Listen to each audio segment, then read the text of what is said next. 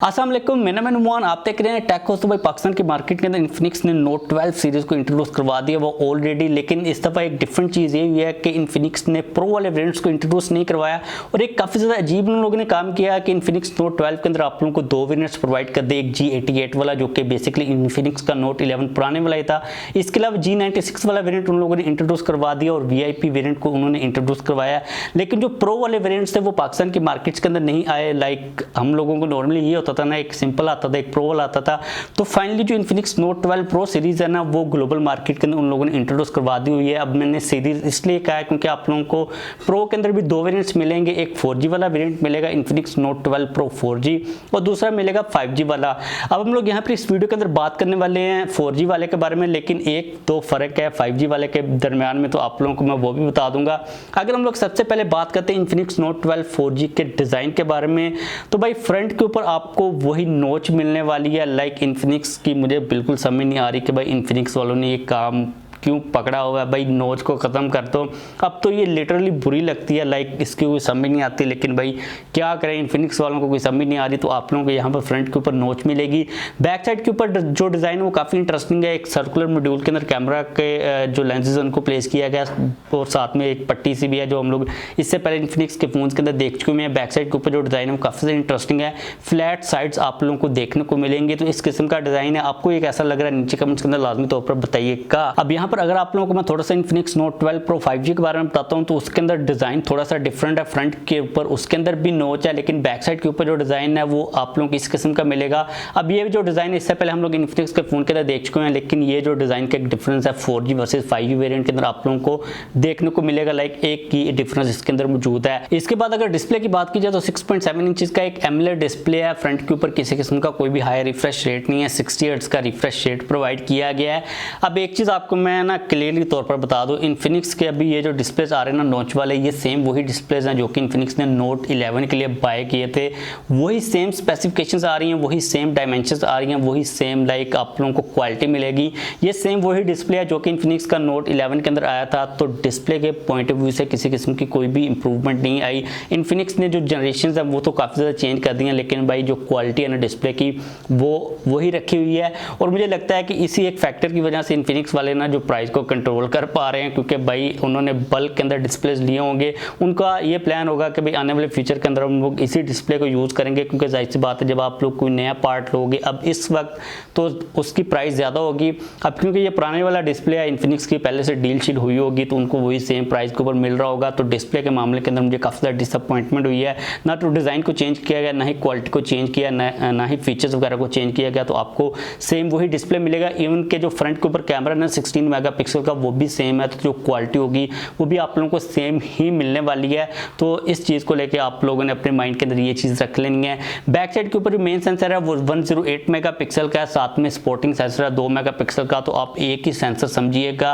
Let's see कि Infinix वाले जो कैमरा की क्वालिटी उसको इंप्रूव करते हैं या फिर नहीं करते, कितना ज़्यादा डिफरेंस आता है। क्योंकि इस दफ़ा जो प्रोसेसर आ रहा है ना वो एक डिफरेंट प्रोसेसर आ रहा है। मीडियाटेक का हीलियो G99 का प्रोसेसर प्रोवाइड किया गया। अब ये है तो मीडियाटेक का ही प्रोसेसर। इससे पहले जो G95 था, G96 था, वो भी मीडियाटेक के ही प्रोसेसर्स थे। तो लेट्स सी कि इन्फिनिक्स ने कोई अपनी भी एफर्ट किया या फिर नहीं की। लेकिन एक चीज़ जो कि अच्छी है इस प्रोसेसर के बारे में वो ये है कि ये 6nm के ऊपर बेस्ड है, विच मीन्स कि आप लोगों को जो पावर एफिशिएंसी मिलेगी वो काफ़ी अच्छी मिलेगी। इन्फिनिक्स के फोन के अंदर जो हीटिंग का इशू आता है ना, आप थोड़ा सा आउटडोर यूज़ करो तो भाई ऊपर आ जाता है नोटिफिकेशन के डिवाइस हीट हो गई हुई है। वो मसला सॉल्व होता है या फिर नहीं होता, लेकिन काफ़ी ज़्यादा उम्मीद है कि वो वाला मसला भी सॉल्व हो जाएगा।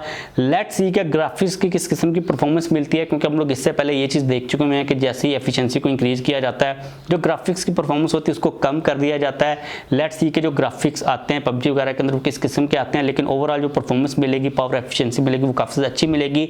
इसके अलावा इसके अंदर आप लोगों को रैम एक्सपेंशन का ऑप्शन मिल जाएगा। 8GB रैम के साथ आप लोगों को जो एक्स्ट्रा वर्चुअल रैम उसका ऑप्शन भी मिलेगा। तो आप लोग 5GB तक उसको भी इंक्रीज कर पाओगे, जो कितना ज़्यादा फर्क नहीं डालती, लेकिन कंपनीज को अब मार्केटिंग के लिए ये चीज़ काफ़ी काफ़ी ज़्यादा अच्छी मिल गई हुई है। अब अगर हम लोग 5G वाले वेरिएंट की बात करते हैं तो उसके अंदर आप लोगों को डायमेंसिटी 810 का प्रोसेसर मिलेगा। एक डिफरेंस यहाँ पर ये भी मौजूद है, और डायमेंसिटी 810 का हमें ऑलरेडी पता है ये कोई एक नया प्रोसेसर नहीं है। जो G99 है वो एक नया प्रोसेसर है, और जो Infinix Note 12 Pro 4G वाला वेरिएंट है ना, ये पहला फोन है जिसके अंदर इस प्रोसेसर को इंट्रोड्यूस करवाया गया। तो लेट्स सी के चीज़ें किस साइड के ऊपर जाती हैं। कुछ दूसरी चीज़ों की बात की जाए तो यहाँ पर आप लोगों को 5000 mAh की बैटरी मिलेगी, 3300 नहीं भाई 33 वाट की फास्ट चार्जिंग की सपोर्ट है, जो कि टिपिकल वही एक स्टैंडर्ड चल रहा है, और साइड माउंटेड फिंगरप्रिंट स्कैनर होगा। अगर हम लोग इन सारी चीज़ों को कंबाइन करते हैं और बात करते हैं प्राइस की, तो इंटरनेशनल मार्केट के अंदर इसकी जो प्राइस है वो $199 है, जो कि पाकिस्तान के अंदर इस वक्त तकरीबन 40,000 के राउंड बन रही है।